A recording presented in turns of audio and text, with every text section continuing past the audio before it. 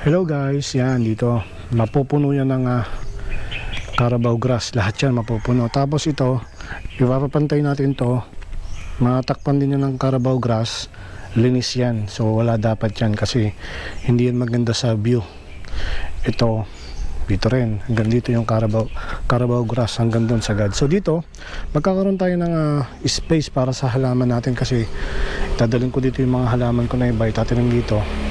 Tsaka dito rin sa side na to, dyan ang pwesto ng halaman para magandang tingnan. Tapos dito sa parte na to, meron din dito space. Dito ko ikakabit yung aking hindi pala, dito ko ilalagay yung aking rubber tree sa side na to. Tsaka doon lalagyan natin yan na maliit na rubber tree para magandang tignan sa mata. Tapos dito yung mga snake plants, dito sa kanto na yan, snake plants yan lalagyan natin. So dito sa gitna, hindi ko pa alam kung nilalagay ko dito, pero wag na lang siguro dahil para pantay. Dito na lang, sa side na to tayo maglalagay. Yan guys ha, abangan nyo pag natapos to, ibablog ko rin yan para makita nyo yung magiging resulta ng pagkakalagay